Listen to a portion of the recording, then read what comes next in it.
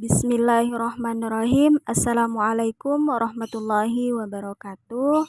Sebelumnya perkenalkan, nama saya Musyarofah dengan NIM 12210034 dan teman saya Siska dengan NIM 12210144.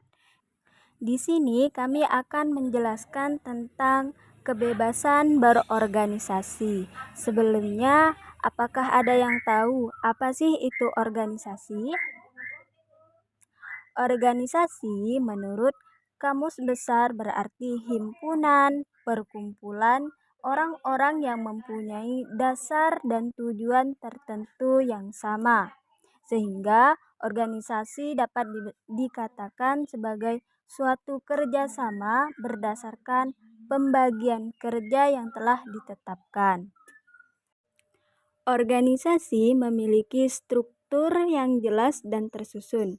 Struktur ini menjelaskan hak dan kewajiban para anggotanya, seperti contoh pembagian kerjanya, cara memilih pemimpinnya, dan jabatan khusus lainnya.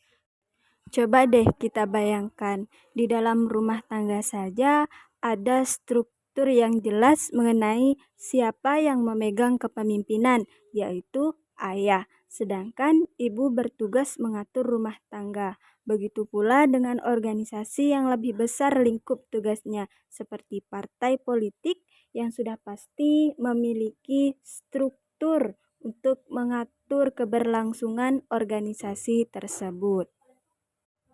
Dari penjelasan tentang organisasi tadi, apakah teman-teman bisa memahaminya? Jika sudah paham, marilah kita lanjut dengan materi yang selanjutnya, yaitu tentang bentuk-bentuk organisasi. Di dalam organisasi memiliki dua bentuk, yaitu bentuk organisasi yang berada di bawah pemerintah atau organisasi pemerintah. Yang kedua, organisasi di luar pemerintah atau organisasi non-pemerintah. Organisasi pemerintah misalnya seperti departemen-departemen dan lembaga negara. Sedangkan organisasi non-pemerintah seperti contoh partai politik, partai persatuan olahraga, organisasi masyarakat, dan lain sebagainya. Adapun contoh organisasi non-pemerintah yang dapat kita temui di lingkungan sekolah seperti contoh organisasi OSIS, Pramuka, Palang Merah Remaja atau PMR, koperasi, dan organisasi kelas.